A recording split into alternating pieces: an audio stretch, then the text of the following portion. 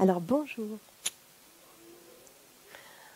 Moi j'avoue que pour faire cette conférence gesticulée, je savais pas trop comment me présenter. Alors en tant que femme, je me disais est-ce que je mets une jupe, est-ce que je mets une robe, enfin comment je m'habille quoi. Puis à la fin je me suis dit bon non, alors là j'y vais. Alors tel que vous me voyez, toutes les pièces sont d'origine. Alors c'est vrai que compte tenu de ce que je fais comme boulot, compte tenu du prix d'une dent, eh bien mon porte-monnaie n'aurait pas vraiment supporté le changement. J'ai commencé, moi, à voir poindre les signes de l'obsolescence programmée il y a de ça quelques années, on va dire vers l'âge de 45 ans. Un corps, ça s'use, hein, et quand on est ouvrière, ça s'use plus vite. Mais l'avantage, c'est qu'on meurt plus vite aussi. Et comme toute femme arrivée à un certain âge, on s'aperçoit aussi qu'on a dépassé la date limite de consommation. Alors en ville, ça fait des vacances, hein, mais quelque part, ça coince vraiment un petit peu. Alors j'ai vraiment été super surprise parce qu'en fait, en décembre, quand j'ai commencé la formation, j'ai 2 grandes marques françaises qui sont venues vers moi et qui ont décidé de faire de moi leur égérie durant toute cette aventure gesticulante. Je me suis dit, moi, la chance. Alors en fait, du coup, je vais être amenée à faire quelque chose auquel je suis absolument pas habituée. Les jeunes font ça sur YouTube. Ça s'appelle un placement de produit. Alors je me suis entraînée, mais ça me tend, hein, ça me stresse énormément.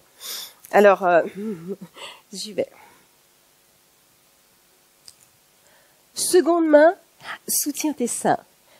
Une marque qui depuis toujours se bat contre les effets de la pesanteur, les effets de l'attraction terrestre.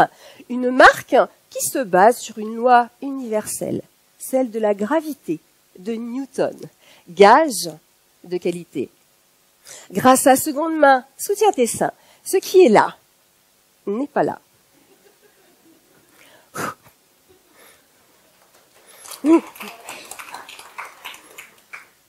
Alors, j'ai également été contactée par une des filiales de L'Oréal, sûrement parce que je le vaux bien. Leur objectif, en fait, c'est associer la chirurgie esthétique et les soins cosmétiques pré- et post-opératoires. Il faut savoir qu'aujourd'hui, 87% des adeptes de la chirurgie sont des femmes. Mais c'est la catégorie 18-34 ans qui, bien consciente en fait des enjeux de l'image, s'oriente vers la chirurgie. Ils ont la première place sur le podium. Alors, j'ai été nommée ambassadrice afin de mobiliser une clientèle senior qui, c'est vrai, se laisse quelque peu aller. Alors j'ai donc pu bénéficier de soins et de rituels beauté. Alors ça se voit pas encore trop, ça date juste de décembre, pour un passage plus radical, et ça se fera à peu près au mois de juillet. Alors nous allons démocratiser ensemble le lifting cervico-facial. Cou, joue, sillon nasogénien, lifting du front, ride du lion, lifting des tempes, adieu, paupières tombantes. Alors, si vous aussi, mesdames, vous souhaitez rester sur le marché de la séduction, le marché de la bonne meuf, eh bien, je vous invite à la sortie de cette salle à scanner le QR code que je laisserai pour vous. Et vous, messieurs, bien entendu, ces 2 grandes marques ne vous oublient pas. Car vous pouvez bénéficier d'un petit pourcentage de réduction en tapant le code « Votre corps, mon choix ». Vous bénéficierez de 20% de réduction pour vos épouses, vos maîtresses, vos compagnes, vos mères, vos grands-mères, vos sœurs. Ouf, ça y est, je l'ai fait, merci.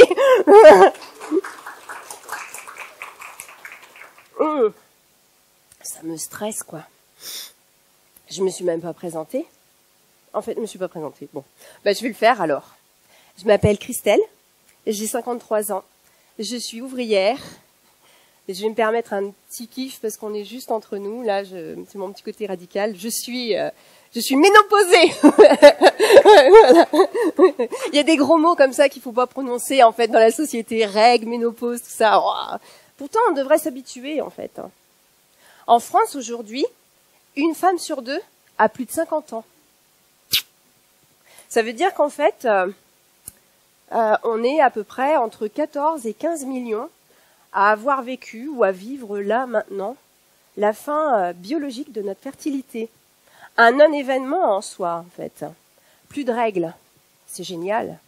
On pourrait se dire c'est super. Sauf que la société a toujours une petite surprise pour nous, les nanas, en fait. Il y a une forme d'invisibilisation pour les femmes de plus de 50 ans. Une véritable mise au placard qui fait que, en fait, on est carrément effacé de la sphère professionnelle. Mais ça se joue aussi au niveau de la sphère privée, de la sphère intime. Et il y a un véritable double standard. Alors, chez les mecs, au-delà de 50 ans, il y a le petit côté poivre et sel, vous savez, petit côté séduisant. Et puis on a aussi le petit bidon, qui est sécurisant aussi. Et ils ont la petite pilule bleue. Vous avez la petite pilule bleue qui maintient votre virilité et du coup vous encourage à aller vers des femmes qui sont plus jeunes que vous. Pour nous les femmes, c'est un petit peu différent. Le petit côté poivre et sel, vous oubliez en fait. Il vaut mieux rester jeune, avoir des petites teintures. Et puis on est aussi catalogué dans la catégorie sécheresse vaginale, absence de libido. Alors qui mieux qu'un homme, un vrai, pouvait incarner ce mépris sociétal. J'ai cherché, j'ai pas mis longtemps à trouver. J'avais envie de vous citer quelqu'un qui a pour meilleur ami Gérard Depardieu, une référence en la matière. Cet homme s'appelle Yann Moix. Vous connaissez. Alors, Yann Moix, alors qu'il entrait dans les 50 ans, un jeune quinquat, a dit « Je vous dis la vérité, je suis incapable d'aimer une femme de 50 ans. Je trouve ça trop vieux. Ça ne me dégoûte pas, ça ne me viendrait pas à l'idée. Elles sont invisibles. Je préfère le corps des femmes jeunes, c'est tout. Un corps de femme de 25 ans, c'est extraordinaire. Le corps d'une femme de 50 ans n'est pas extraordinaire du tout. » Merci Yann. Alors j'aurais pu en citer plein d'autres, des Gérard, des Gérald, des Dominique, des Stéphane, des Leonardo, des Johnny. L'homme, en fait, de plus de 50 ans, c'est comme le bon vin, ça se bonifie avec le temps. Et moi, j'ai une expérience en l'homme, oui, certes, mais je vais m'arrêter là, si vous le permettez. Non, dans le vin, en fait. Moi, je suis ouvrière viticole dans une région qui est celle du Maine-et-Loire. Je suis au niveau d'Angers. Et je travaille à l'année dans les vignes. Je prends soin des vignes en contrat TESA agricole, hyper précaire. Et à l'année, en fait, je vogue de domaine en domaine. Et je participe à ce grand folklore français, les vendanges. Ce moment où on va joyeusement récolter le raisin. Alors il y a une année, en fait, on l'a fait quasiment en non-mixité. Le viticulteur avait décidé d'avoir uniquement un groupe de nanas. Et je me suis retrouvée avec des filles qui avaient l'âge de mes gosses, en fait, 20, 30 ans. Et quand vous êtes entre nanas, vous travaillez comme ça, qu'il fait chaud, que c'est difficile et tout, mais vous pouvez dire, ah bah tiens, j'ai mal là, aujourd'hui j'ai des courbatures. Ah ouais, j'ai super mal à l'épaule, à la fesse. Je peux également avoir envie d'aller faire pipi. On n'a pas de toilette dans les vignes. Donc entre nanas, en fait, on se soutient. Et puis on peut avoir nos règles aussi.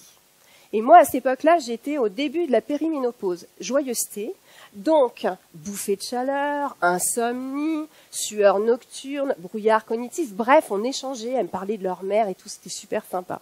On a vécu vraiment une super bonne ambiance.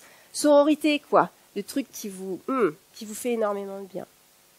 Et les vendanges, en fait, ça commence fin août. Et là, on a vraiment fait beaucoup de tri sélectifs. On peut passer 2-3 fois sur le même pied de vigne. Et on est arrivé en novembre. Novembre, c'est ma date anniversaire. Et les filles m'ont offert un bouquin, un essai, celui de Mona Chollet, Sorcière, la puissance invaincue des femmes.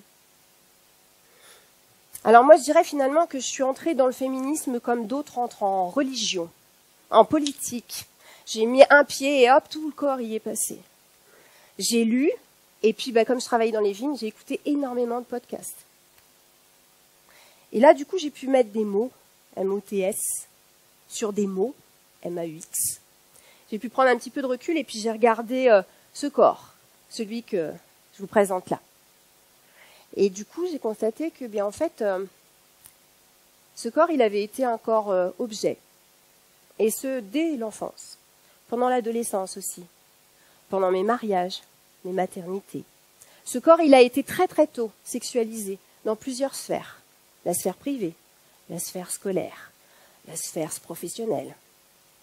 Et puis, en prenant encore un petit peu de recul, je me suis rendu compte à quel point j'avais fourni un travail productif et reproductif gratuit pour alimenter le capital, en fait.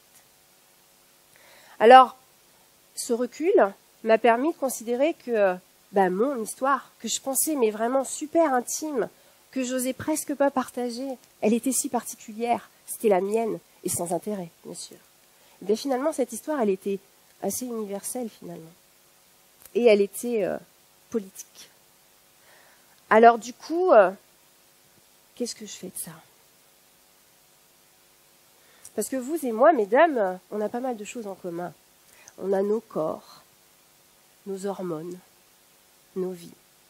Et puis on a pu être témoins, voire victimes de violences, à plein de niveaux, de violences verbales, de violences sexuelles, de violences économiques, de violences médicales, de violences institutionnelles. Parce qu'en fait, on vit dans une société qui est une société de domination masculine, ce qu'on appelle finalement le patriarcat. Alors, je ne vous oublie pas, hein, messieurs, hein, parce que vous aussi, en fait, vous avez sûrement été témoins. Vous avez aussi probablement été victimes. Mais vous avez aussi peut-être été acteurs. Alors j'ai choisi ce support, la conférence gesticulée. Parce qu'en fait, pour moi, c'était le meilleur moyen de faire du bruit. De faire du bruit sur des silences. Et de dénoncer. Alors, dans le cadre de cette conf, il va y avoir des moments difficiles pour moi. Ils peuvent l'être pour vous aussi, mais je tenais à vous le dire, à vous prévenir. Et si vous êtes prêts à ce qu'on continue, eh ben, on va y aller. C'est parti, ça va?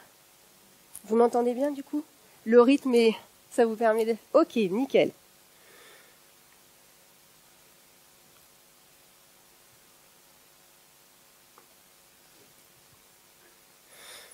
Alors, quand mon grand-père est revenu après 3 ans d'emprisonnement dans les fermes d'État allemandes, il est revenu dans le nord de la France. Moi, je suis ch'ti, une bonne famille de ch'tis qui vivait dans les séries de petites maisonnettes là en briques, les corons.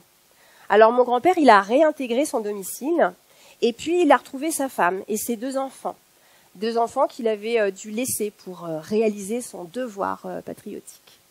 Et quand il est arrivé dans cette maison, eh bien, il y avait un petit nourrisson, une petite fille. Cette petite fille, c'était ma maman. Alors, il n'y a pas trop de mal à imaginer ce que mon grand-père a pu vivre pendant cette période-là, parce qu'on a tous vu des documentaires sur la guerre. Par contre, une grossesse de 36-39 mois, là, c'est vrai que j'avais un petit peu de mal. Ben oui, il y a eu un petit couac dans la famille. Alors, dans la mythologie, en fait, familiale, on me dira, 2 points, ouvrez les guillemets, ta grand-mère était une femme très belle.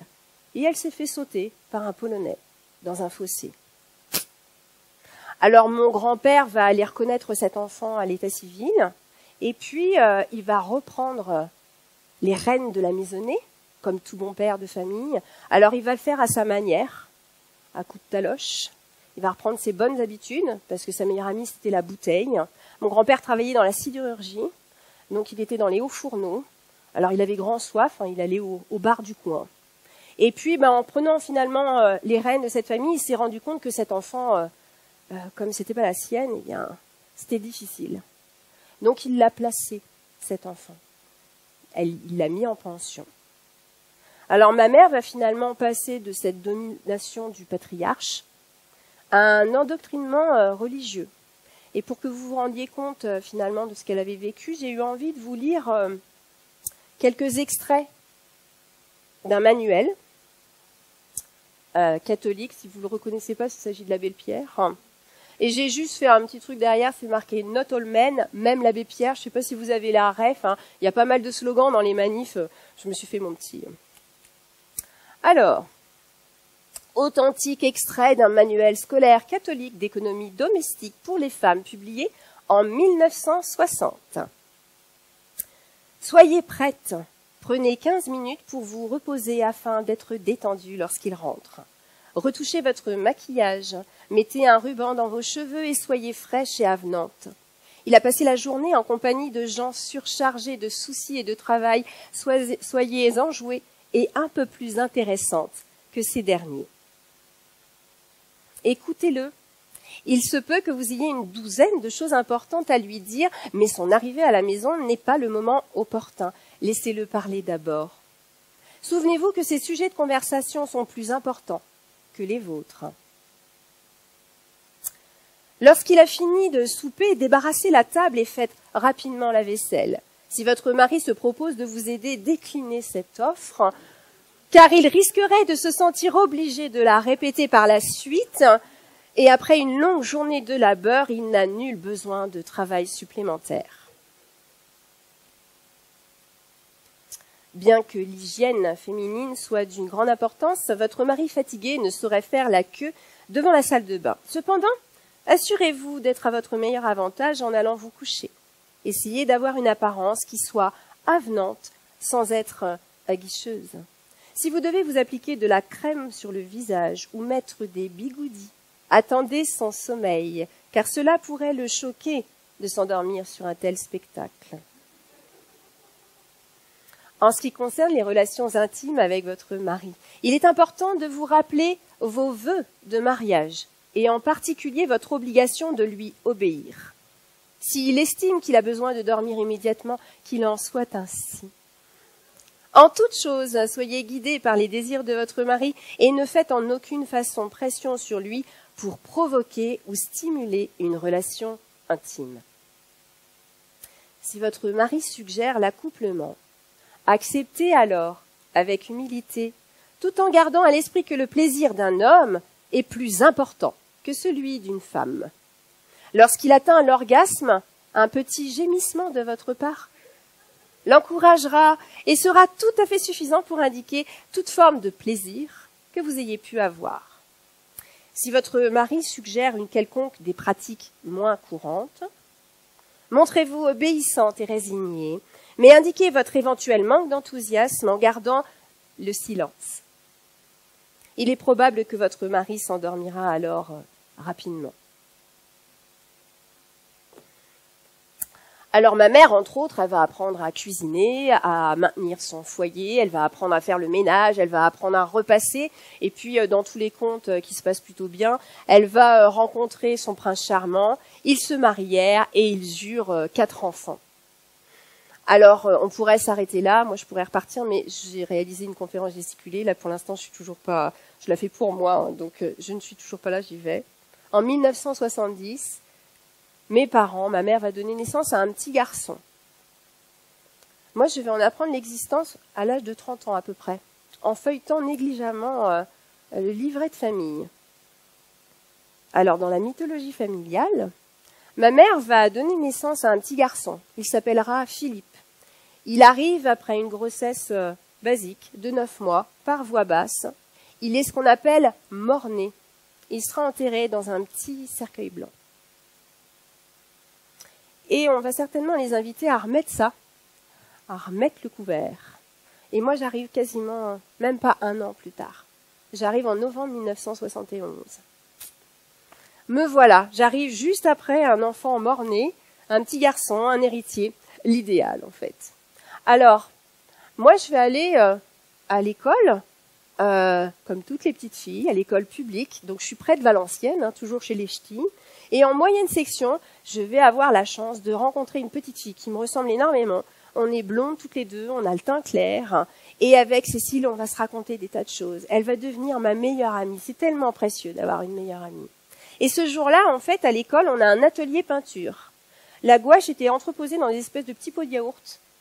Et je vais négligemment en faire tomber un. Et ça me fait tellement peur. Je le vis tellement mal que je me fais pipi dessus.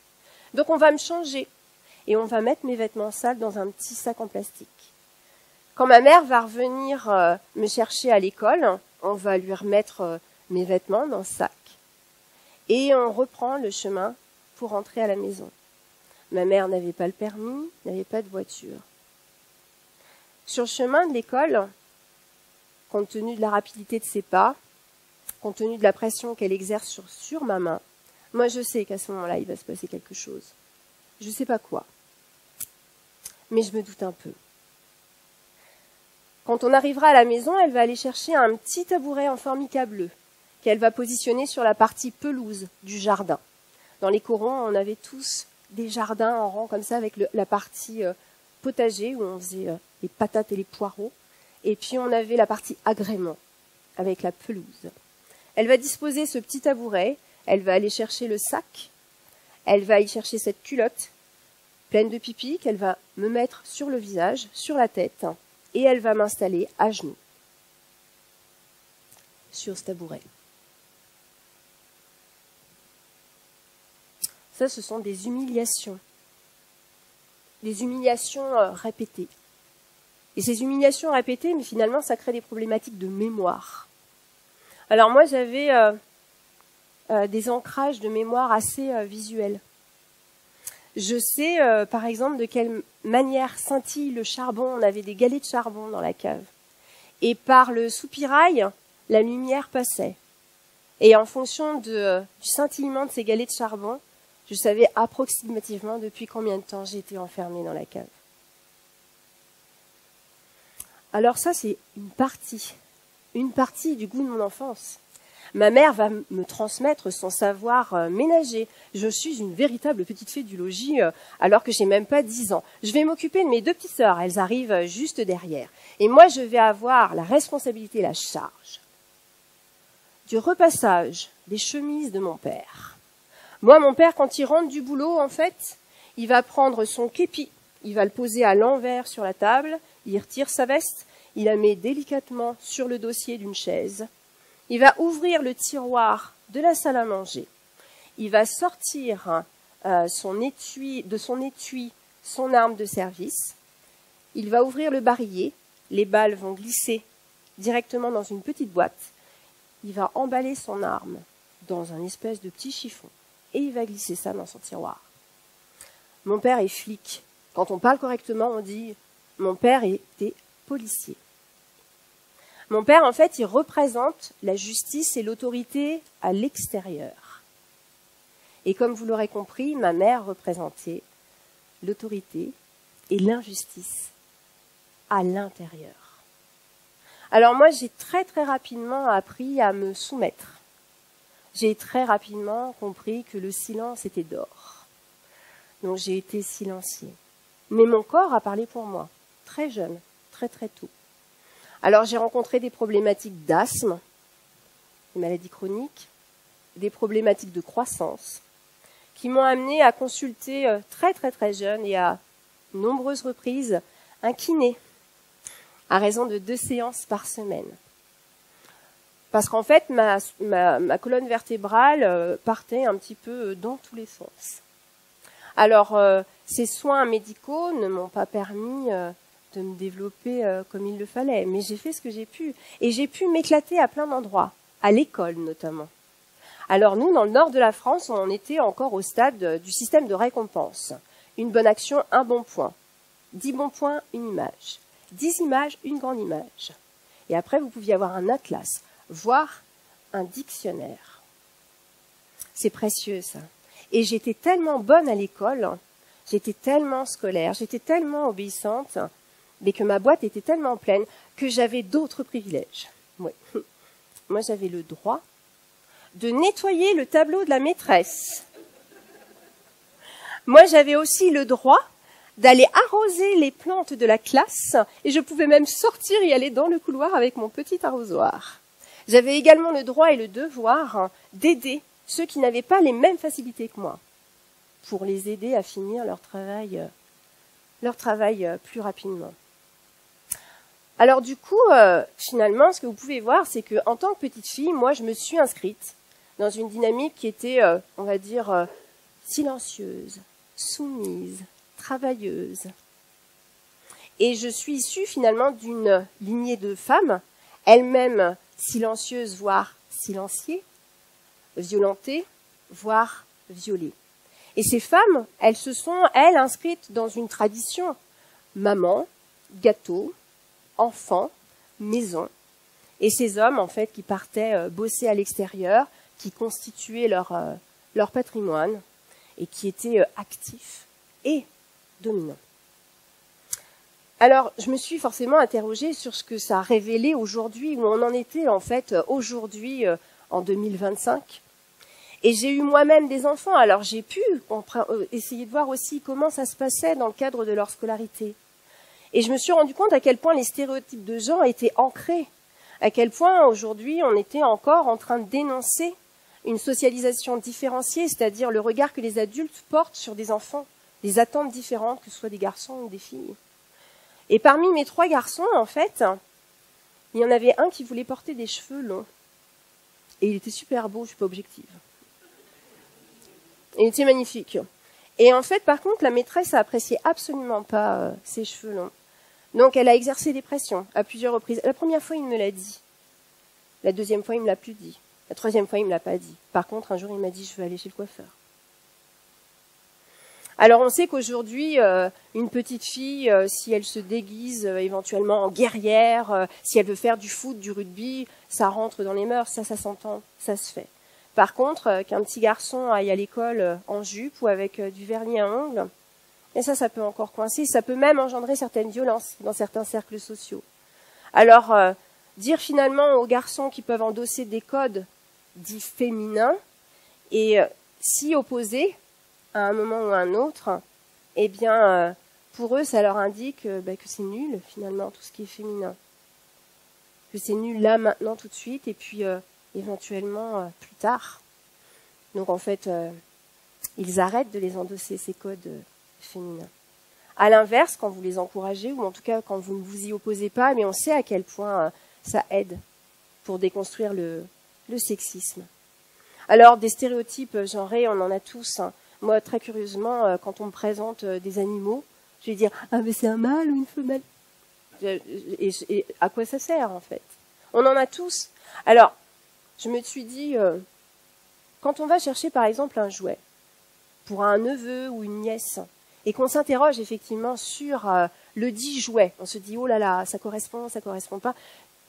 En fait, posez-vous simplement cette question. Est-ce que j'ai besoin de mes organes génitaux pour utiliser ce jouet? Si c'est le cas, ce n'est pas un jouet pour enfants. Et si ce n'est pas le cas, eh bien alors, ce jouet, il est adapté à la fois pour les filles comme pour les garçons. Alors, quand j'étais jeune, dès le CE1, je suis tombée amoureuse du fils de la maîtresse, j'avais de l'ambition. Et j'ai vu mes enfants aussi revenir transis d'amour. Et je me suis aussi demandé dans quelle mesure, nous, en tant qu'adultes, mais même notre culture, faisait que, d'emblée, on installait l'hétérosexualité, le couple. Quelle était notre responsabilité à nous? Alors, je ne vais pas spoiler, mais elle est pleine et entière, hein. Le couple, c'est vraiment la norme. On y va, c'est quasiment naturel, c'est instinctif. Ça l'est tellement que finalement on n'entend jamais, dis donc, Stéphane et Martial sont toujours fourrés ensemble, c'est génial, quand est-ce qu'on les marie? Et puis à quand la GPA? Non, ça fonctionne pas encore. Finalement, ce dont je me suis rendu compte, c'est que entre mon époque et ce qui se vit aujourd'hui, je constate une chose. Le patriarcat continue en fait à produire des garçons d'un côté, des filles de l'autre côté. Et il y a l'hétérosexualité qui va venir hiérarchiser les deux protagonistes et qui met les unes au service des autres. Et là, on a un bon petit système de domination qui commence à se mettre en place dès tout petit. La domination, l'exploitation. Alors, je vous parlais tout à l'heure des vendanges. Et dans le milieu viticole, l'exploitation, je vous avoue que c'est un petit peu un cas d'école. Alors, à plusieurs niveaux. Je vais vous parler de la vigne. C'est important, la vigne. Est-ce que vous saviez que la plante, la vigne, c'était une liane? Ça fait partie, en fait, de ces plantes qui ont une croissance absolument hyper rapide. Une liane, c'est ce qu'on va voir monter dans la jungle pour aller chercher la luminosité. Alors nous, en fait, quand on est ouvrier, on va parfois avoir des parcelles qui sont absolument pas, enfin qui sont laissées à l'abandon, ça existe. Et quand vous arrivez devant ces parcelles, vous avez vraiment l'impression que c'est une forêt vierge. Parce qu'en fait, la vigne, quand elle est vraiment en forme, quand il fait beau, quand elle a de l'humidité, eh bien, elle peut avoir une croissance de 1, 2, 3, 4 cm, 5 cm en 24 heures. Alors, autant vous dire qu'il faut gérer la bête, parce que sinon, en fait, elle nous échappe. Alors, après les vendanges, moi, je rentre dans une autre catégorie, la taille. La taille, c'est effectivement là où vous commencez à couper tout ce qui est parti en vrille durant l'année. Vous préparez, en fait, la vigne pour le printemps. Alors, cette fonction-là, elle n'est pas mécanisable, c'est-à-dire que pour l'instant, les robots ne peuvent pas remplacer les hommes. Alors, il y a de très très grandes exploitations viticoles dans le Maine-et-Loire, et pour réaliser la taille, eh bien, en fait, il faut du monde. Il faut des êtres humains. Et il faut avouer qu'en France, manifestement, il n'y en a pas beaucoup. Donc, on va aller chercher loin, ces êtres humains. Chez nous, on a eu, c'est par période, on a des Roumains, des Bulgares, des Polonais. Et depuis 2-3 ans, on a des Marocains qui arrivent quasiment en minibus. Alors souvent, ils sont précédés d'un macro, j'appelle ça comme ça, un Mac, qui lui arrive en costard, dans son SUV, et avec ses petites chaussures cirées. Il descend de son véhicule, il a en fait les Marocains qui arrivent et il va dispatcher sa force de travail dans les domaines qui en ont fait la demande. Et ce Mac, en fait, il va carrément négocier directement avec le patron les horaires. Ces Marocains, quand ils arrivent, ils peuvent arriver en claquettes, en tongs. Ils ne connaissent absolument rien à la vigne. Ils sont formés sur le tas. Ils crèvent de froid. Alors ça permet d'aller plus vite. C'est un bon petit coup de pouce. Mais en fait, c'est jamais suffisant. Parce qu'en fait, la taille, en principe, ça devrait se dérouler à un moment où la sève descend vraiment dans la racine de la plante. Ça devrait se réaliser au moment où la plante hiberne. En fait, nous, on va commencer la taille en tant qu'ouvrier viticole juste après les vendanges. On nettoie les caves, et puis une semaine après, on est dans les parcelles. Il y a encore des feuilles sur la vigne. Alors quand nous, on est dedans et qu'on commence à tailler, eh bien en fait, on coupe, et on va se retrouver avec de la sève jusque-là. Et entre saisonniers, nous, ce qu'on se dit, c'est que la vigne pleure. Autrement dit, elle se vide de son sang. Alors l'exploitation, on l'a au niveau du végétal, on l'a aussi au niveau du personnel. Et puis, ce qu'il faut savoir, c'est que on sait désormais que 70% de consommation en moins en 70 ans sur le vin, ça fait beaucoup moins de vin dans nos verres. Sauf qu'en fait, on en produit toujours autant. Et l'État, en fait, donne aux viticulteurs des primes à l'arrachage. C'est-à-dire que les viticulteurs vont être encouragés à arracher les pieds de vigne pour réduire le potentiel viticole. C'est les joies du capitalisme. Alors ça, c'est une des indications de mon travail. C'est à un moment donné où vous perdez la tête, en fait. Alors pour faire cette conférence gesticulée, je ne suis pas allée chercher très loin au niveau originalité. Je suis passée par quelque chose de chronologique. Tout à l'heure, je vous parlais de moi en tant que petite fille. Après, on a tous vécu les joies de l'adolescence, c'est-à-dire le moment où on entre au collège, la joie des hormones, ce moment en puissance où on est tous super à l'aise. Le collège, c'est génial. Alors, quand je suis arrivée, moi, à cette période-là de ma vie, mon corps se transformait et j'avais toujours ces fameuses séances de kiné parce que dans le cadre d'une croissance, votre colonne vertébrale, elle se redresse pas forcément comme il faut. Et puis, j'ai eu des changements corporels. Je suis passée du bonnet A au bonnet B, au bonnet C, au bonnet D, au bonnet E. C'était particulièrement difficile. Et puis, j'ai cru mourir quand mes règles sont arrivées parce que ma mère n'avait pas daigné m'expliquer de quoi il s'agissait. Pourtant, elle était très présente, ma mère, à plein d'endroits. C'est-à-dire qu'elle avait ses fixettes.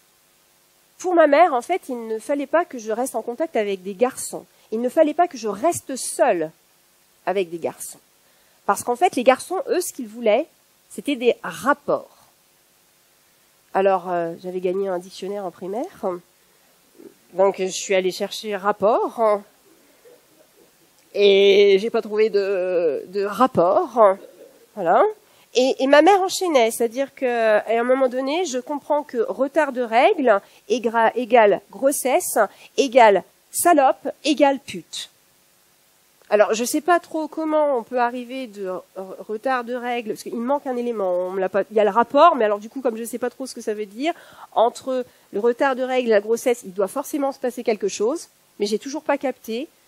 Néanmoins, en fait, le mot putain devient mon deuxième prénom. C'est ce que ma mère va utiliser quand j'adopte pas forcément les bonnes positions, si j'écarte légèrement les jambes, lorsque je suis assise, si je me mets contre un radiateur, je deviens la putain.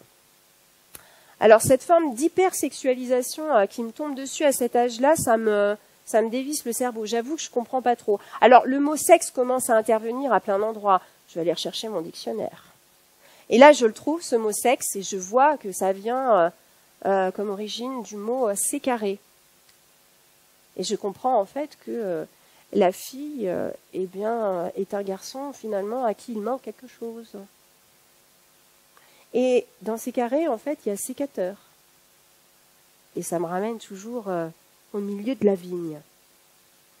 Alors, ces expériences d'adolescence, moi, en fait, elles vont aussi s'appuyer sur ce que je regarde à la télé.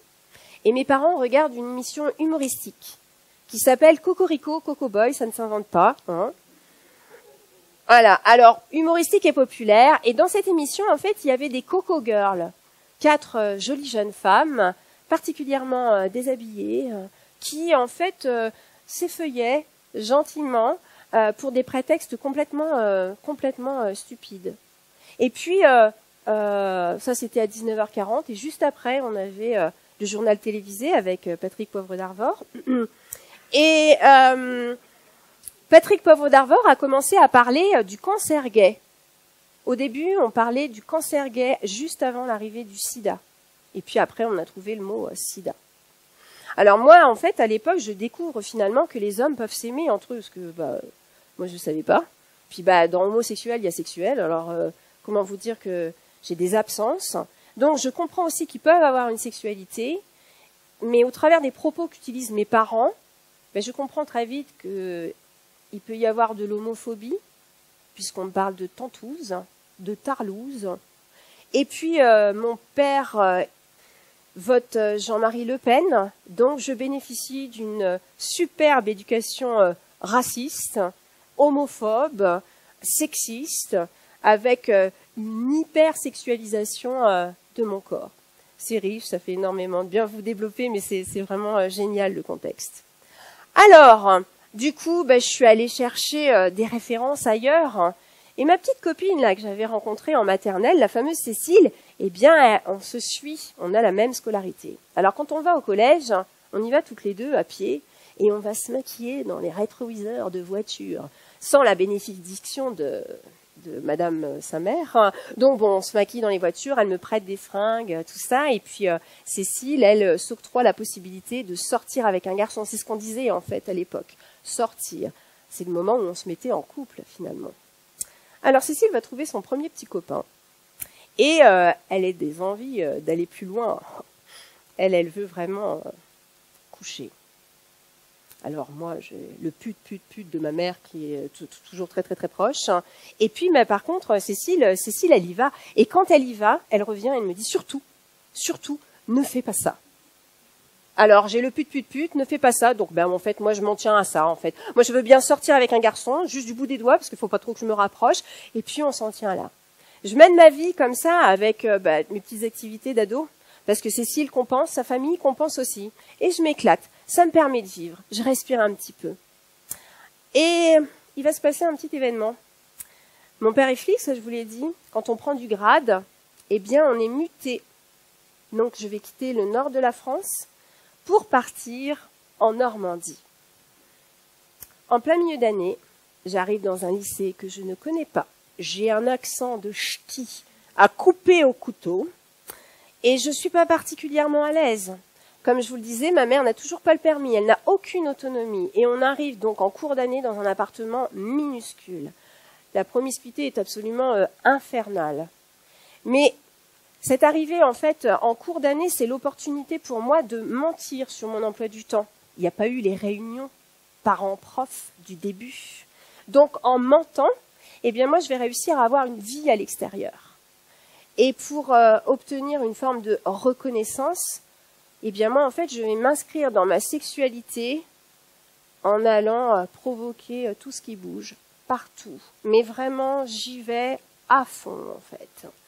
Et je vais entrer dans cette dynamique-là sans penser à un seul moment, ni à mon désir, ni à mon plaisir. Moi, ce que je veux, en fait, c'est qu'on m'aime. Moi, ce que je veux, c'est qu'on me reconnaisse. Moi, ce que je veux, c'est exister, tout simplement. Mais à côté de ça, en fait, je me vomis dans tous les sens du terme, puisque je développe des troubles de l'alimentation. J'ai des idées suicidaires que je ne peux absolument pas partager. On n'avait pas de téléphone portable à l'époque, on n'avait pas Internet, on n'avait rien de tout ça. Moi, quand je voulais communiquer avec Cécile, j'envoyais une lettre. Donc, c'était pas particulièrement simple, cette période-là. Et je rêvais finalement que d'une chose, me barrer. Le seul truc, moi, qui venait à l'esprit, c'était ma majorité. À quand cette majorité, finalement, pour me sauver?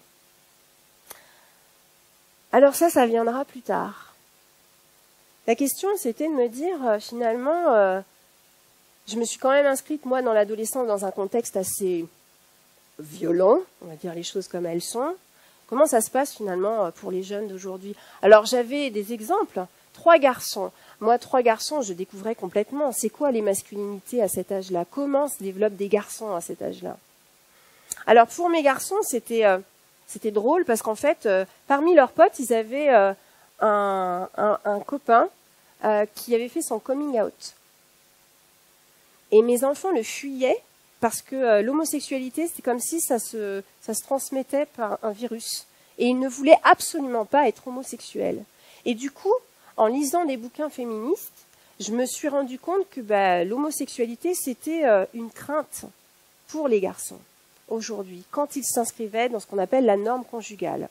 C'est-à-dire qu'ils veulent démontrer à leur père PAIRS, qu'ils désirent le bon objet.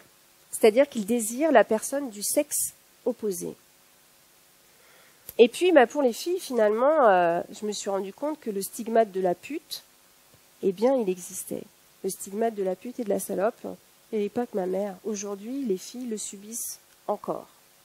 Et il y a vraiment quelque chose qui nous différencie, c'est le portable, les réseaux sociaux, le fait que les injonctions à la beauté, les poils, le poids, nos corps, la mode, le maquillage, eh bien en fait, elles y sont confrontées constamment. Et quand j'ai regardé les chiffres, en fait, je me suis rendu compte que aujourd'hui, 24% des jeunes filles déclarent qu'entre l'âge de 12 et 20 ans, elles ont subi des violences physiques et sexuelles dans leur couple. 24%. Alors sur le moment, moi je me suis dit 24% c'est énorme. Et en même temps, je me suis dit, toi Christelle, à cet âge-là, est-ce que tu savais ce que c'était que la violence? Est-ce que tu avais développé cette idée-là? C'était pourquoi? C'était quoi pour toi la violence au sein du couple? Moi, j'avais développé mes résistances à moi. J'avais un seuil de tolérance qui était hyper élevé. Alors, c'est le moment de vous présenter un outil que moi j'ai trouvé essentiel. Merci Stéphanie pour cette chose gigantesque. Cet outil, ça s'appelle le violentomètre. Je vais rester là. Ça vous va? Alors, le violentomètre, c'est je sais pas, est-ce que certains d'entre vous connaissent cet outil-là?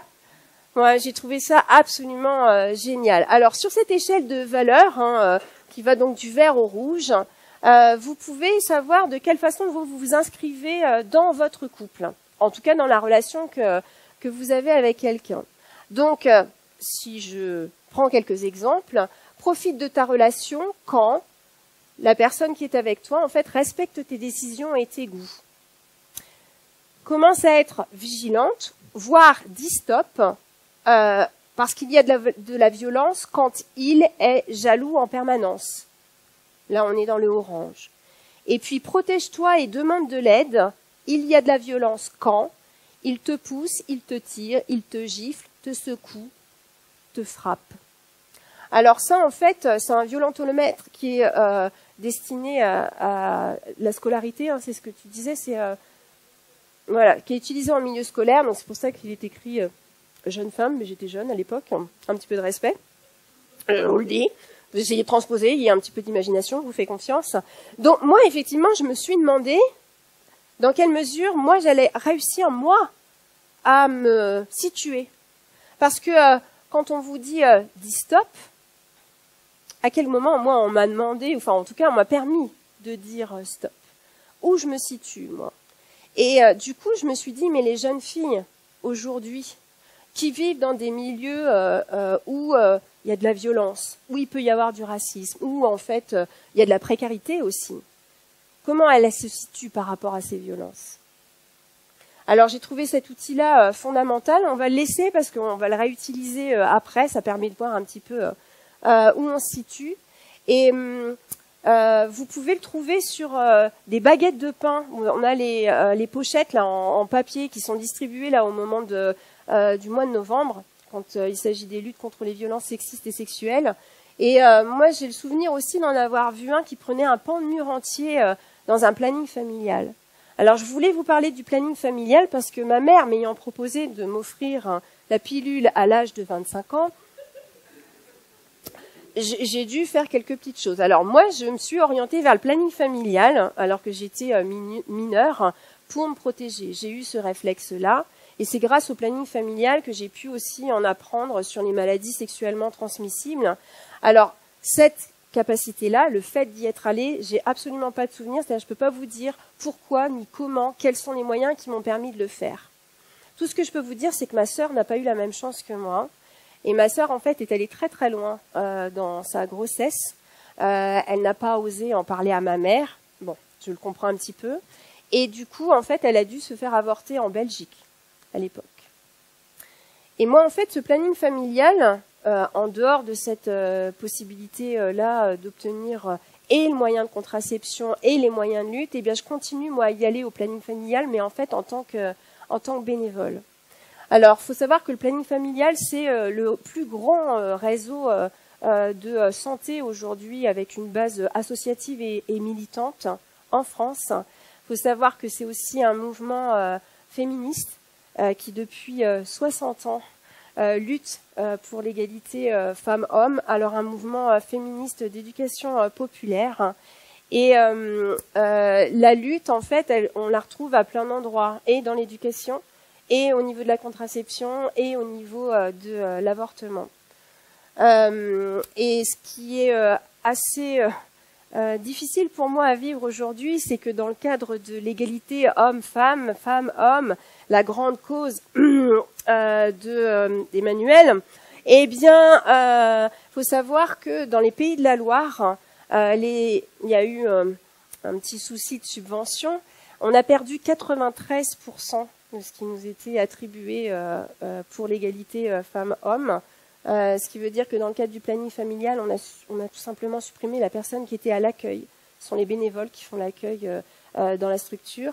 Et il y a toujours en fait deux niveaux, c'est-à-dire qu'on va nous dire ah, bah tiens, on va inscrire le droit à l'avortement dans la Constitution, et puis on va supprimer les centres d'IVG. On va prôner le réarmement démographique, et puis on va supprimer les maternités. Et puis on a aussi le fait de dire oh c'est génial la libération de la parole. Et puis à côté de ça, on a toujours autant de classements sans suite pour les plaintes. Alors ça me tend un peu physiquement, ça m'énerve un petit peu, voire ça me met en colère. Alors je pourrais également vous parler des violences sexistes que je traverse dans le cadre de mon travail. On va dire que des mains aux fesses, j'ai dû en recevoir, j'ai pas suffisamment de doigts en fait pour vous les donner à chaque fois que je monte dans le camion pour emmener l'équipe des vendangeurs. Et ce qui est aussi incroyable, c'est la façon dont les femmes sont perçues dans le milieu. Les vigneronnes, les viticultrices vont elles-mêmes faire la promotion de leur profession seules, parce qu'elles sont totalement invisibilisées. Je travaille dans un milieu qui est particulièrement masculin. Et puis, il y a d'autres formes d'injustice aussi dans mon milieu professionnel. Il y a une invisibilisation des femmes. Et puis, il y a d'autres schémas qui passent un petit peu inaperçus. En 2000, dans ma région, il y a eu quelques bouteilles de vin conventionnel qui ont été un peu prélevées à droite à gauche. On les a étudiées et puis on s'est rendu compte que dans ces bouteilles, il y avait un taux de pesticides qui était 3000 fois supérieur à ce que vous trouvez dans votre eau potable. Donc, vous voyez un petit peu ce qui était bu. Alors, l'aspect positif, c'est que il y a énormément de viticulteurs qui étaient dans le milieu chimique, conventionnel, qui sont passés dans le bio. Donc, il y a une bonne diversité chez nous. Alors, on a plein de coteaux avec des parcelles, puis vous allez avoir du bio, du conventionnel, du bio et du conventionnel. C'est sympa. Ils se parlent pas du tout. Mais bon, c'est sympa. Et on a aussi quelque chose en commun, c'est le changement climatique. Le changement climatique, alors nous, nos corps d'ouvriers viticoles, on prend bien, on prend cher, puis la vigne aussi. On a de plus en plus de périodes humides et chaudes, qui est royale pour les champignons et les maladies. Oïdium, mildiou, alors il faut protéger la vigne. Pour ce faire, eh bien, on traite. Donc on prépare des pulvées, on met des petits mélanges sympathiques bien chimiques, et puis quand on a préparé le pulvé et qu'il est au cul du tracteur, les gars, en fait, ils sont prêts. Que vous soyez dans la parcelle d'à côté à 2 mètres ou dans la parcelle qui est un petit peu plus loin, qui a un vent qui aille directement dans votre sens, eh ben en fait, leur pulvé est prêt. C'est le jour. Et quand il y a un tracteur qui sort, il y en a un deuxième, un troisième, parce qu'il se donne le mot. Il se dit, oh là là, faut qu'on traite, faut qu'on traite. Alors vous, quand vous êtes dans votre parcelle, eh bien le produit, vous l'avalez, vous l'inhalez, et puis en fait, vous brassez de la feuille. Donc en fait, ça entre, ça pénètre en fait dans votre derme. Alors dans le cadre de mon métier, il y a des maladies professionnelles musculo-squelettiques. Donc les tendinites, tout ça, on y expose, et puis à un moment donné, on ne sait plus servir de nos bras, de nos épaules. Enfin bon, il y a un petit peu des choses qui partent comme ça. Et puis il y a des choses un petit peu plus vicelards, des cancers par exemple.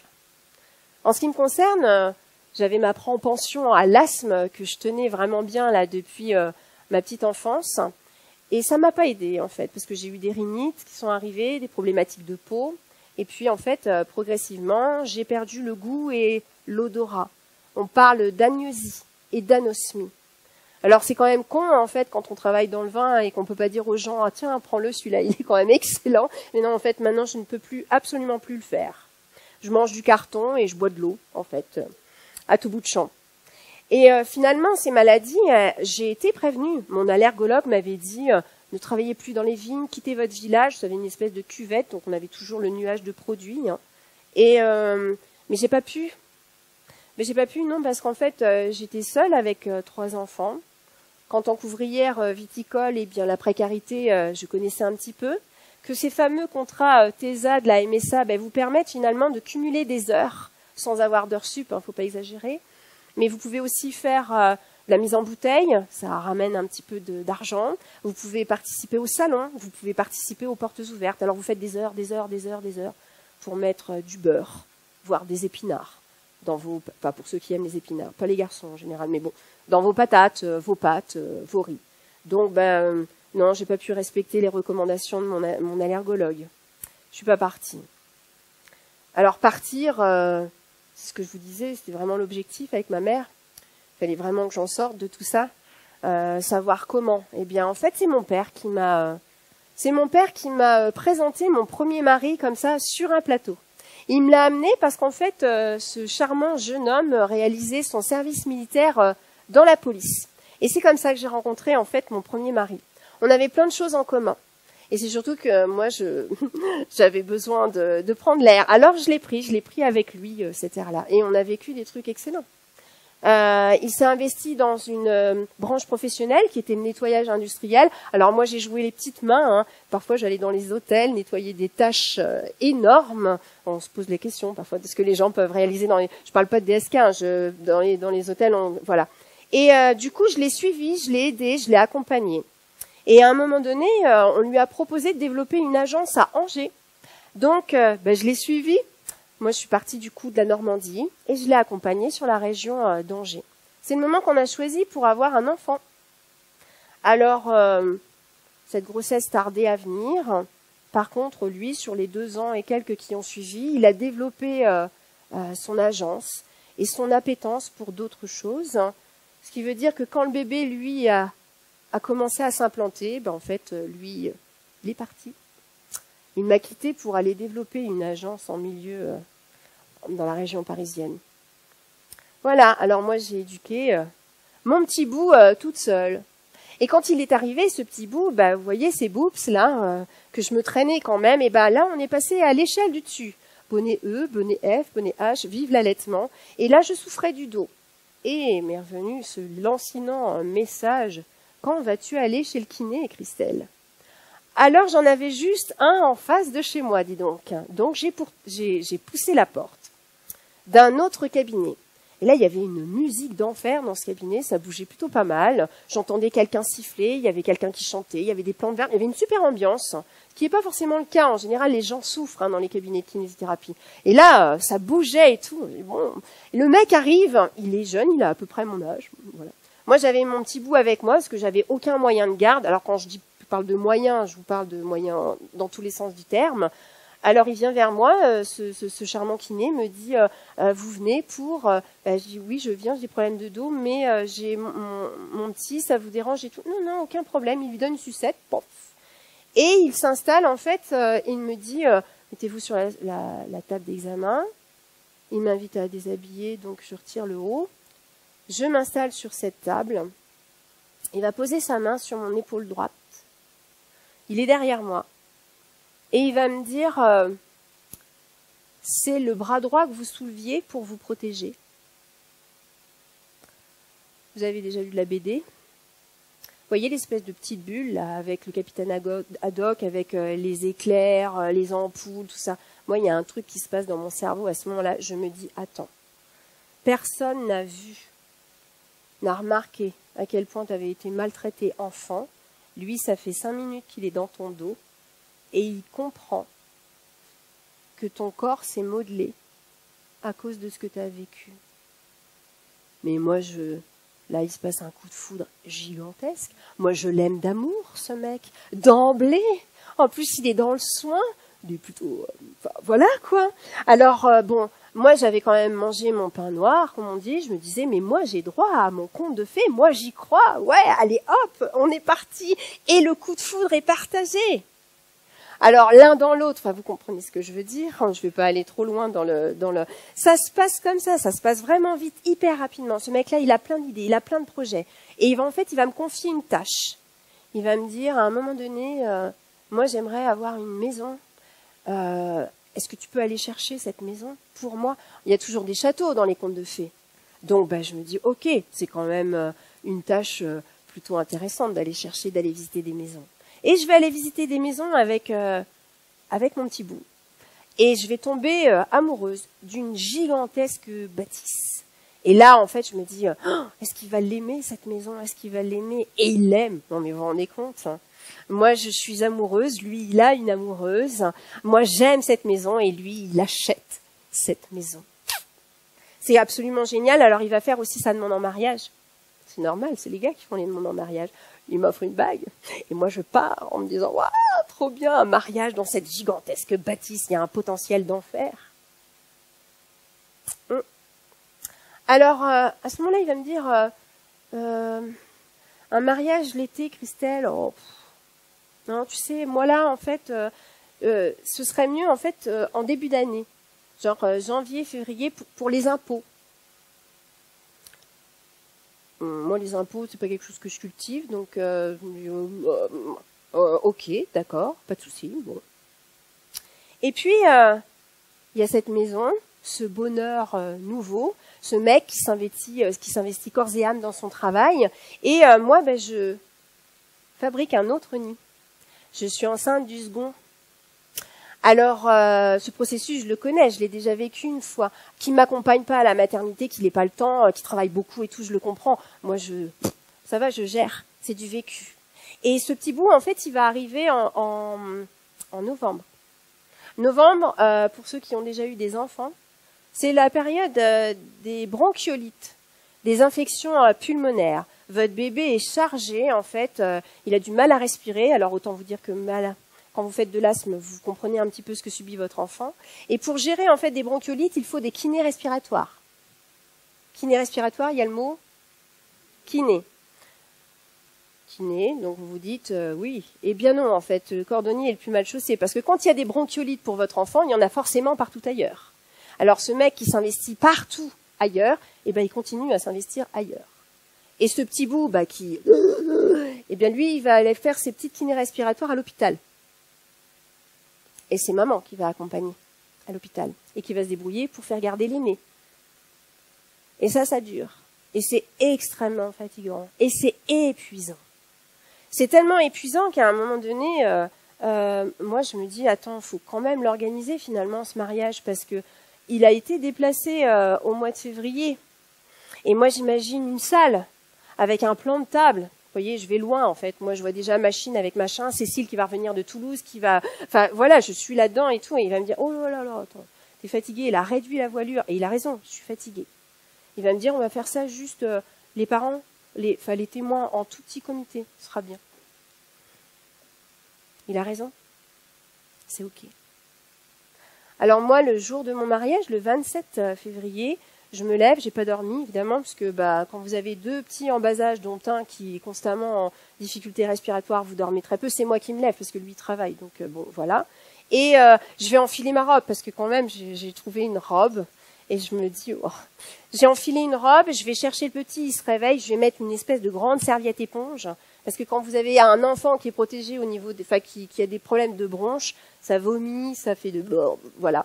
Le premier, lui, fait des bonds de 15 mètres parce qu'il y a papy et mamie qui viennent. Il y a de l'ambiance à la maison. Et moi, en fait, comme on les reçoit chez nous, ces gens, puisqu'on est en petit comité, qui prépare à manger? Alors j'ai le petit d'un côté, la main au niveau de la cuillère, tout ça. Je croise un miroir et là, je vois ma tête et là, je fais ouh là, va vraiment falloir faire quelque chose. Un petit ravalement de façade, ça me paraît nécessaire.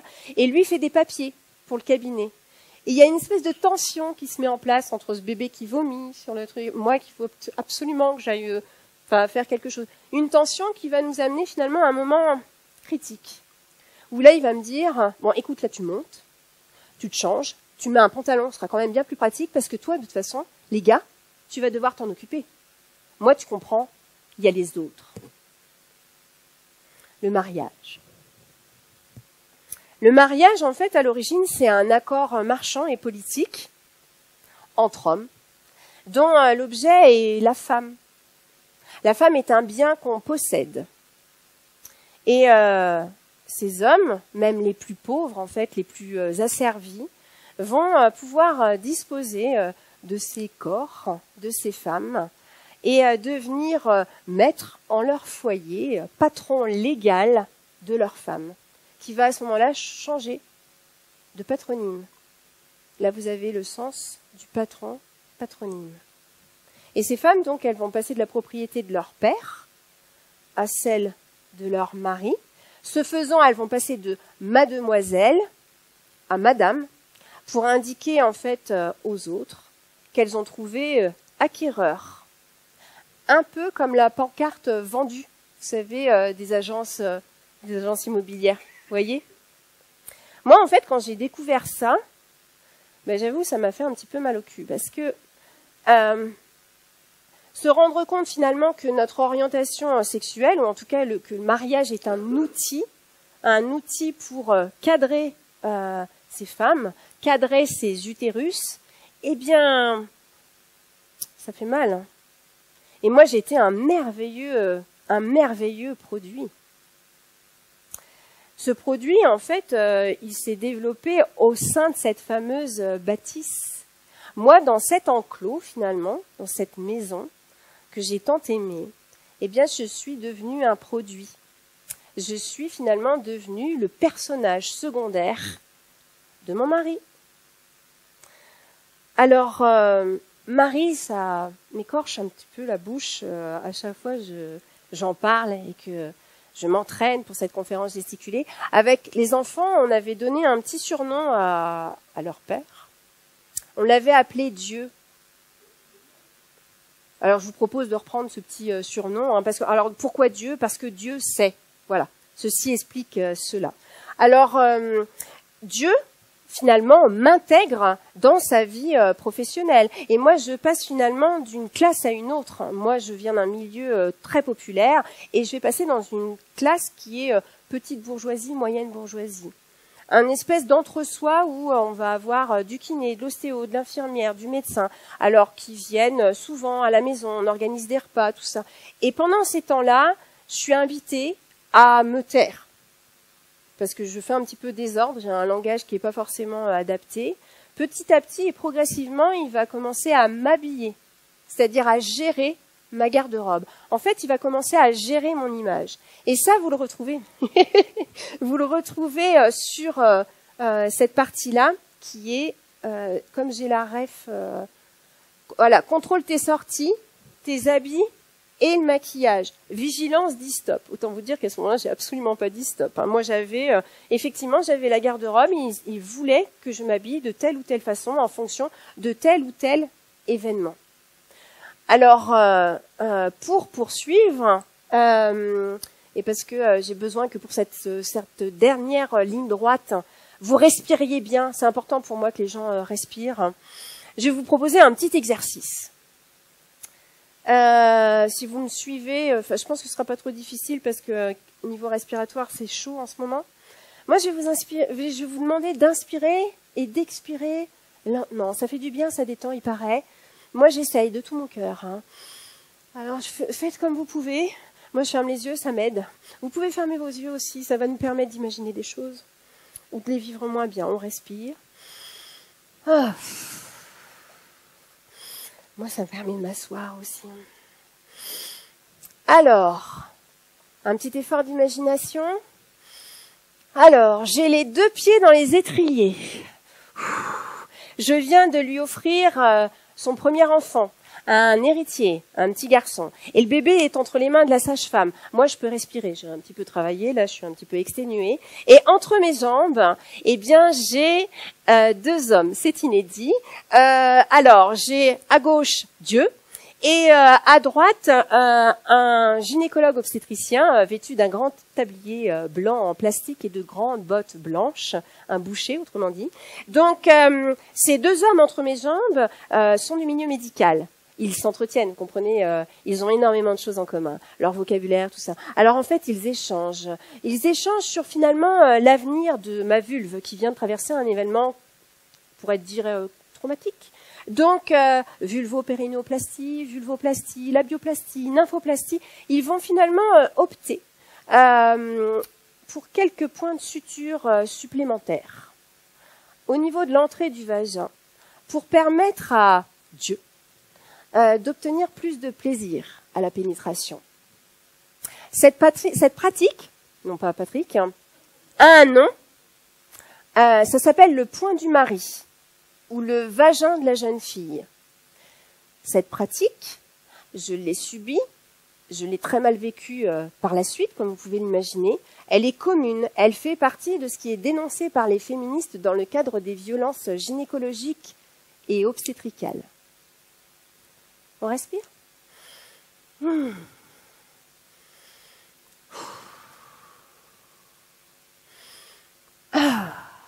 J'ai toujours les pieds dans les étriers. Bravo madame, c'est le 3e, dis donc. C'est un garçon, je suis pas particulièrement surprise par la chose. Alors c'est un garçon, oui, alors celui-là, il a filé tout chousse. Faut dire que le trajet était vraiment déjà tout fait. Et en fait, il faut que ça aille vite pour ce 3e. Pourquoi? En fait, parce que moi, j'ai des tas de trucs à faire. Je vous ai pas dit, je suis devenue chef de chantier. Oui, ça, je vous l'ai pas dit. Vous savez, dans les chantiers d'agrandissement, d'élargissement, autrement dit, la grossesse. Moi, en fait, ce chantier-là, ce corps-là, dont j'ai été dépossédée, mais depuis toute petite, quand arrivent mes grossesses, donc 96, 98, 2001, eh bien, ce corps, je le confie aux sachants. je le confie au milieu médical. Et à cette époque-là, on pouvait parler de surmédicalisation des grossesses à plein d'endroits. Alors, quand vous étiez enceinte, en fait, il fallait acheter un agenda. Parce que sinon, vous y perdiez. En termes de rendez-vous, c'était absolument hallucinant. Ça commence tout simplement par les prises de sang. Les prises de sang, et il y a certains détails comme la toxoplasmose. Quand vous avez la toxoplasmose, eh bien, vous avez une prise de sang chaque mois. Et quand vous avez cette problématique, eh bien, vous avez des conditions sanitaires à respecter. Vous ne pouvez plus nettoyer la litière de votre chat. Or, chez moi, je suis la seule à pouvoir nettoyer la litière du chat.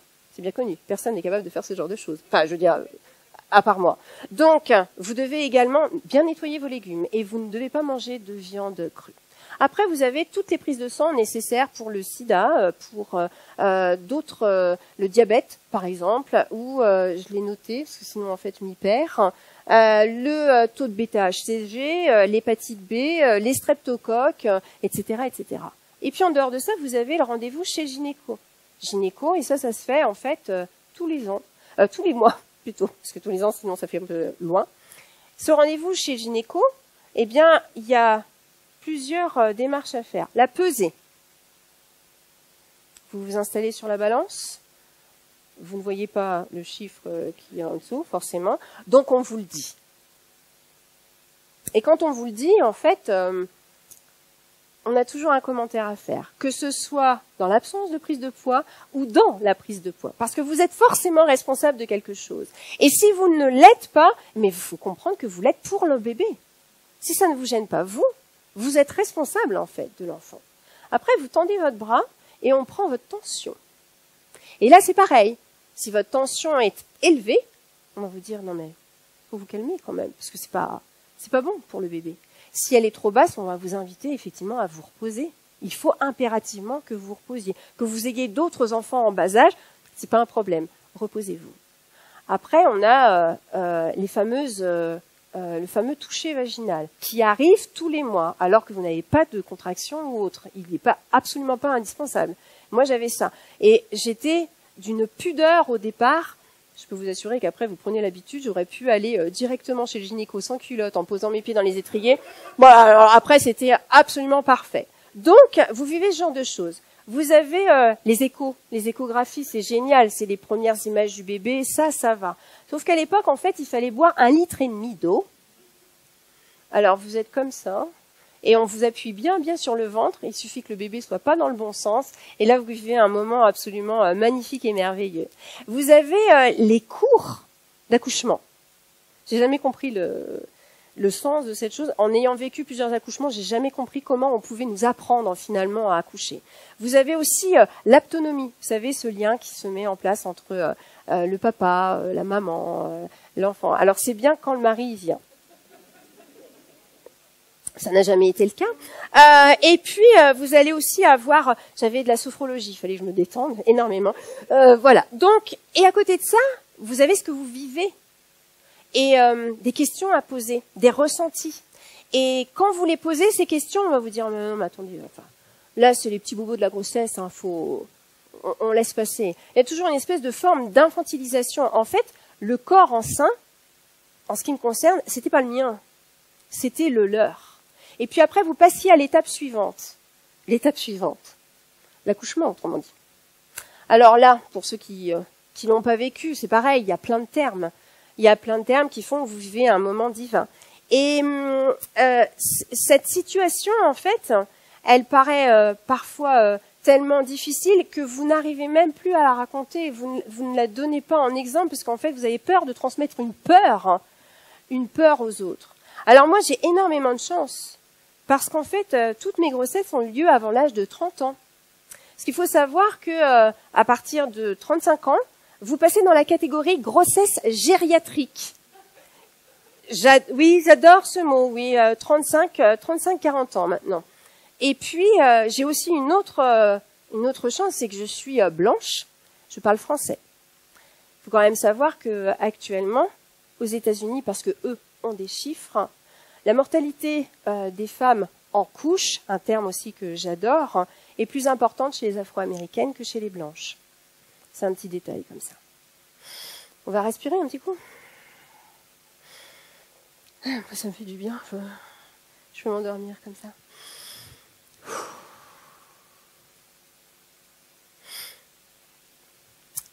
Alors,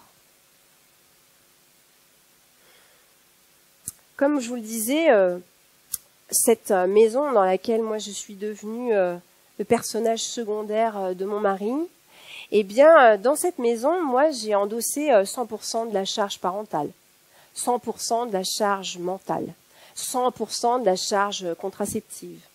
Il se levait à 5 heures, je ne le voyais pas avant son départ, et il rentrait, il était 21h17, c'était particulièrement précis. J'ai dû arrêter de travailler. Parce qu'en fait, il m'a très très rapidement expliqué que si je travaillais et que je gagnais de l'argent, ça lui faisait passer une tranche supplémentaire au niveau des impôts. Donc, effectivement, je ne pouvais plus travailler. À la place, par contre, j'étais, comme je vous le disais, chef de chantier, c'est-à-dire que je gérais son patrimoine locatif. Je gérais également les bilans de ses patients. Ceci explique cela. C'est-à-dire qu'à l'époque, il n'y avait pas la télétransmission au niveau de la sécurité sociale, donc j'étais équipée. J'avais tout le matériel informatique pour le dictaphone, écouter et puis retranscrire les bilans des patients.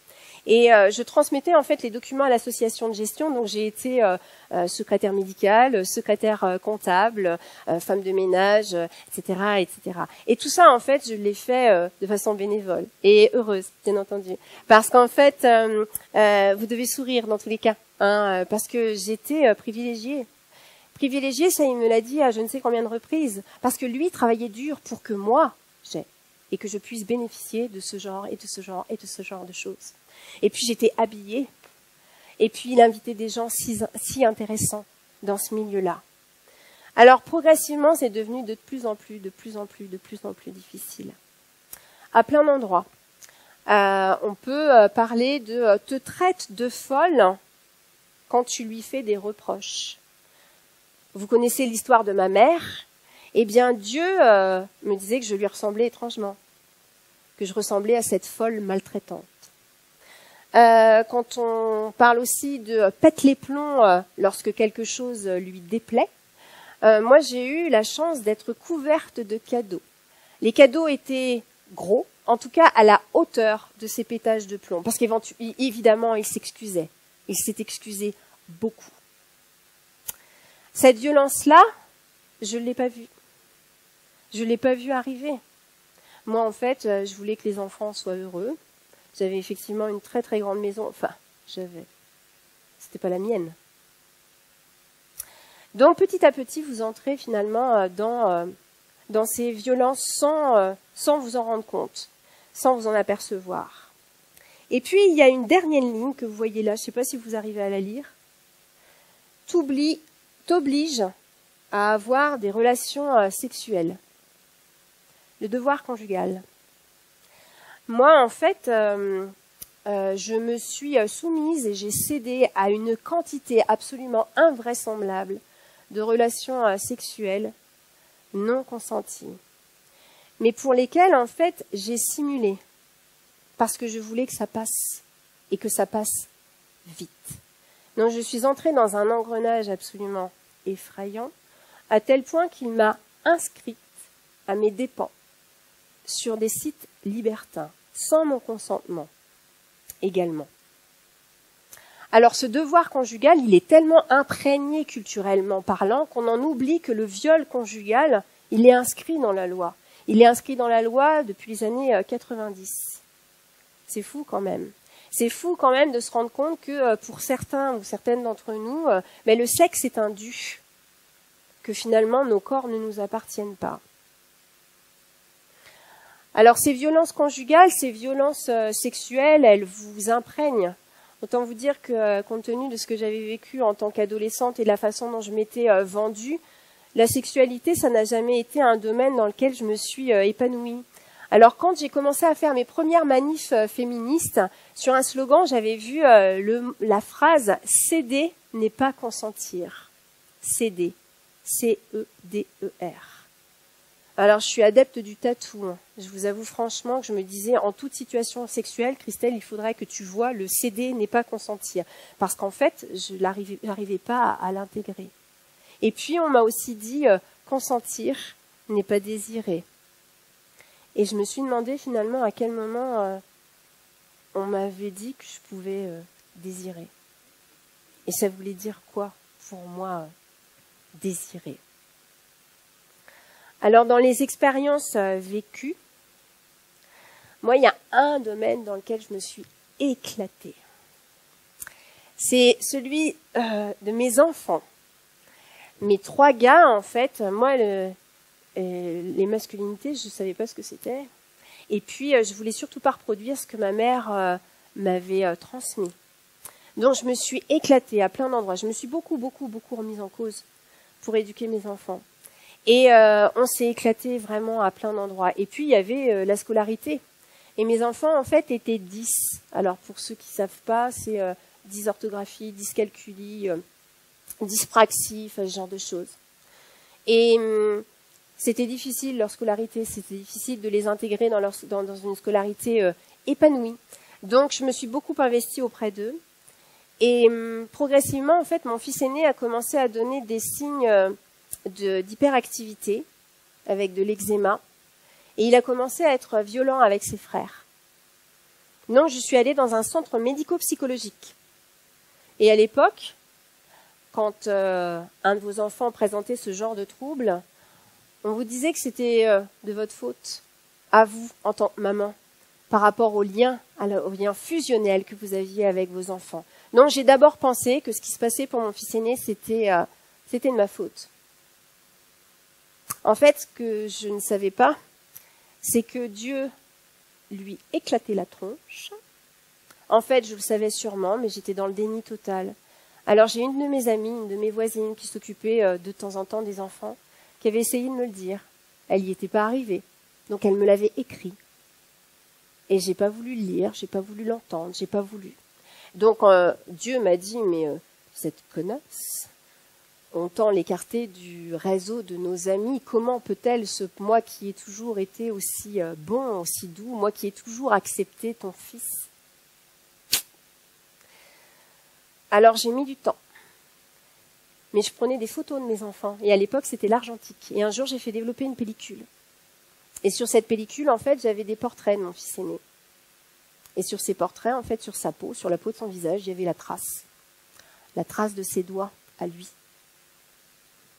Alors j'ai confié mon fils en garde exclusive à son père, qui lui était dans les Yvelines. La fratrie a complètement explosé. Ça a créé énormément de remous d'un point de vue familial. Et moi, je me suis littéralement effondrée. Je perdais mon gamin. Alors ça a été un événement traumatique qui est encore très présent dans nos relations à tous. Et tout ça, en fait, ça m'a amené à consulter énormément de psy, de thérapeutes pour me remettre en cause, parce qu'il fallait que je change. Moi, il y avait vraiment quelque chose qui n'allait pas dans la façon dont je ressentais les choses. Lui me disait constamment que j'étais ceci, j'étais pas cela, j'étais trop fatiguée, j'étais nulle, je ressemblais à ma mère. Bref, la réalité, en fait, la sienne, en tout cas, moi, j'arrivais plus, je perdais pied complètement. J'étais vraiment dans une forme d'épuisement.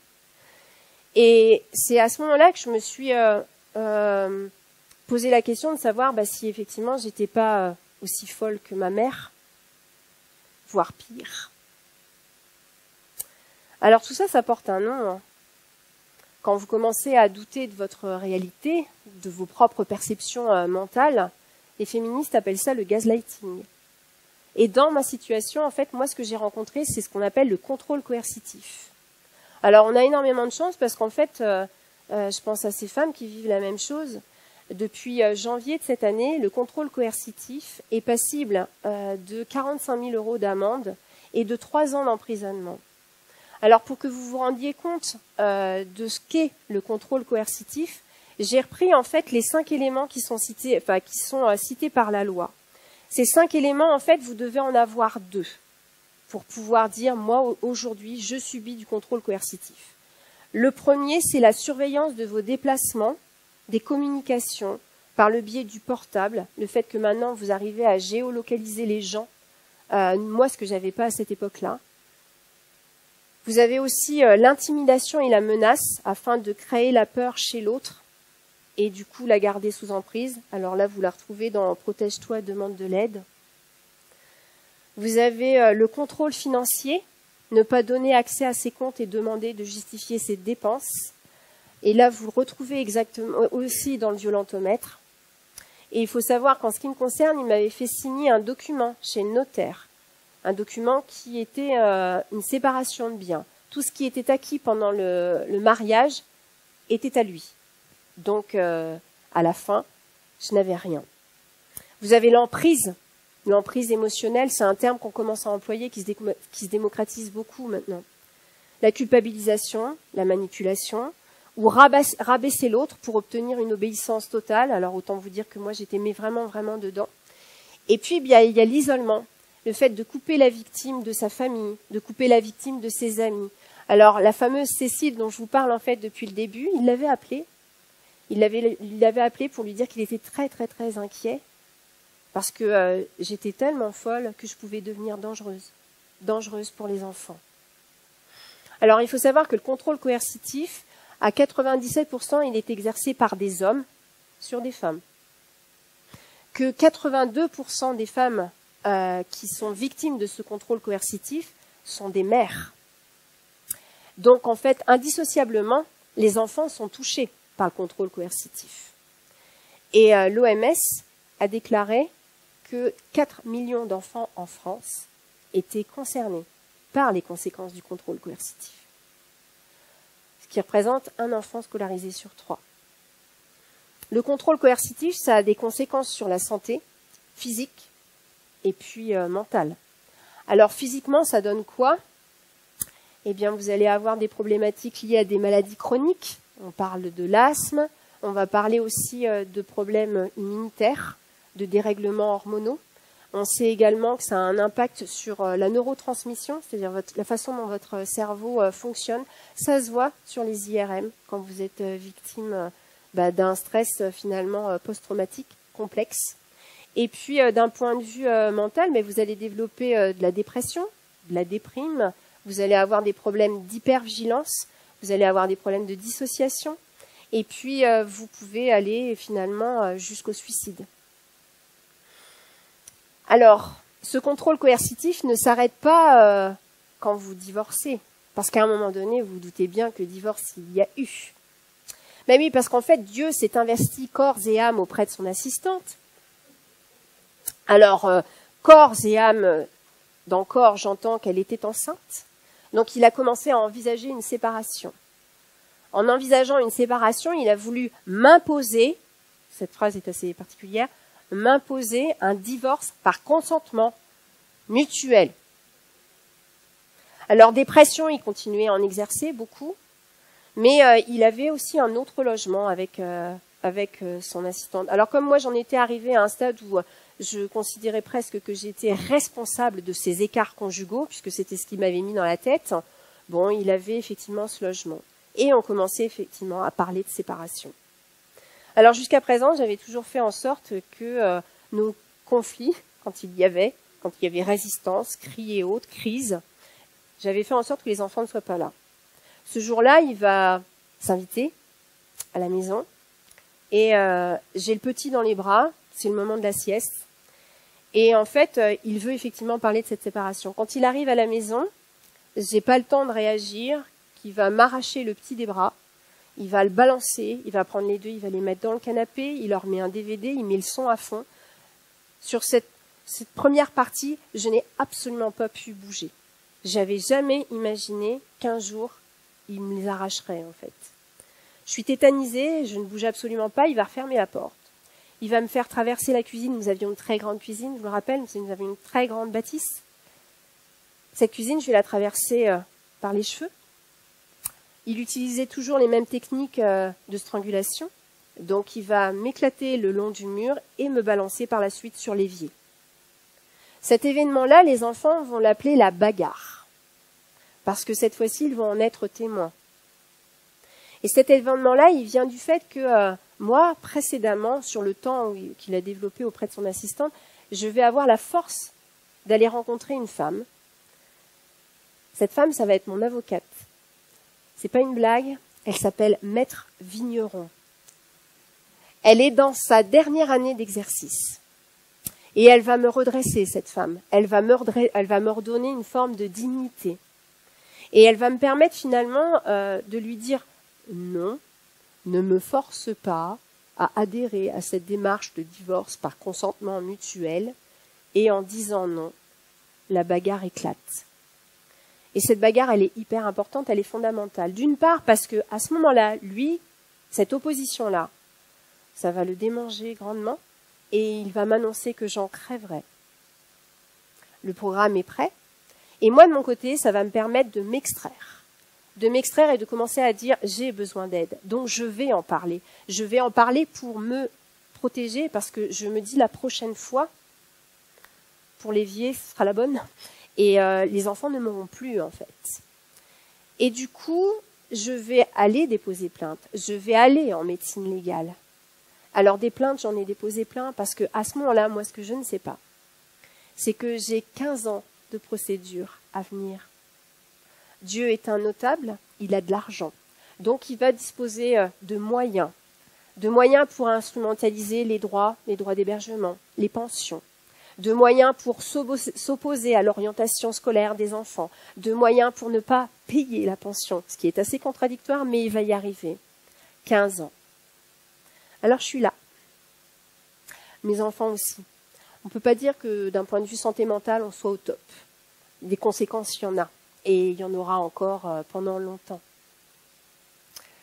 Alors, vous n'allez pas trouver de QR code à la sortie de cette salle, comme je vous l'ai dit en introduction. C'était mon petit moyen à moi de dénoncer les injonctions, en fait, à la beauté, qui nous concernent tant toutes, quel que soit nos âges d'ailleurs. Non, ce que je vais faire, c'est que je vais vous mettre le porte-vue avec toutes les références que j'ai utilisées pour mettre en place cette conférence gesticulée, parce qu'il a fallu que je bosse.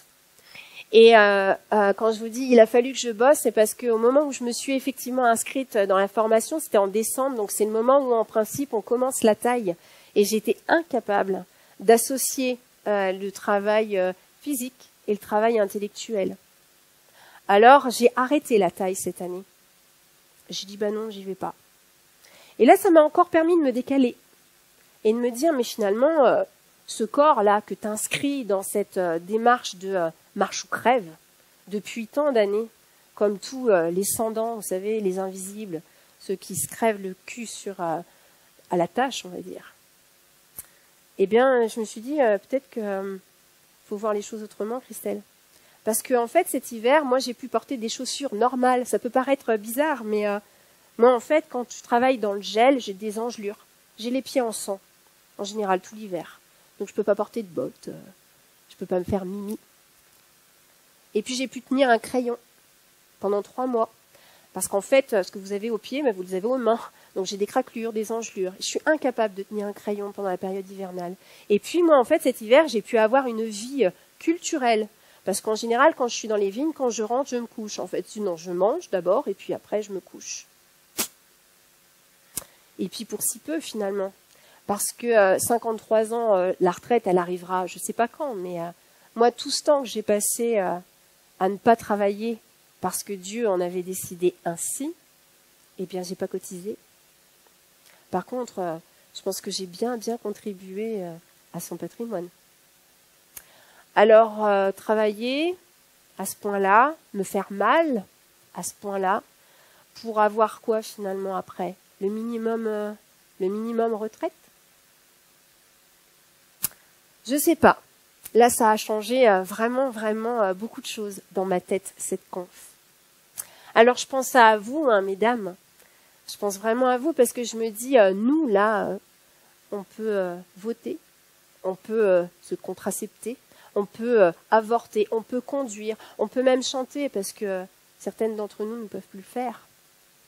On peut faire des études, on a un compte bancaire, on peut devenir entrepreneuse. Et si on le fait aujourd'hui, c'est parce que d'autres avant nous se sont battues pour le faire et certaines d'entre elles sont mortes pour ça. Et puis, si aujourd'hui, moi, je vous parle du contrôle coercitif, c'est parce que certaines d'entre nous se battent encore aujourd'hui pour nous amener à ce qu'on rêverait d'avoir, l'égalité.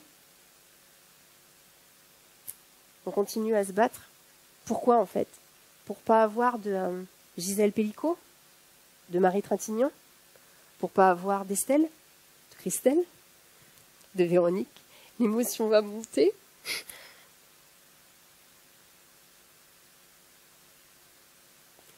Les filles se battent pour ça. Moi, je me bats pour ça. Parce que je ne veux plus, parce que je ne peux plus. Parce que je ne souhaite pas ça pour qui que ce soit. Parce que je suis grand-mère depuis le 13 mars. Je suis grand-mère d'un petit garçon. Et je me dis, si j'avais eu une petite fille, comment je l'aurais vécu? Je vais reprendre mes notes. On est à la fin.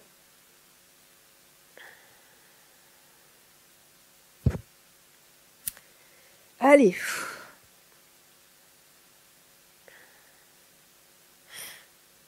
En France, en 2025, il y a des centaines de femmes qui meurent chaque année sous les coups de leur conjoint, de leur ex-conjoint. Certaines d'entre elles ont déposé plainte. Certaines d'entre elles se sont déplacées. Elles n'ont pas été entendues. On les a invitées à déposer une main courante. Elles sont tuées chez elles. On est des centaines de milliers à avoir été violées par des conjoints, des ex-compagnons, à notre domicile, dans notre milieu professionnel. Aujourd'hui, en France, qui est à la tête de nos institutions, qu'elles soient économiques, politiques? Des hommes.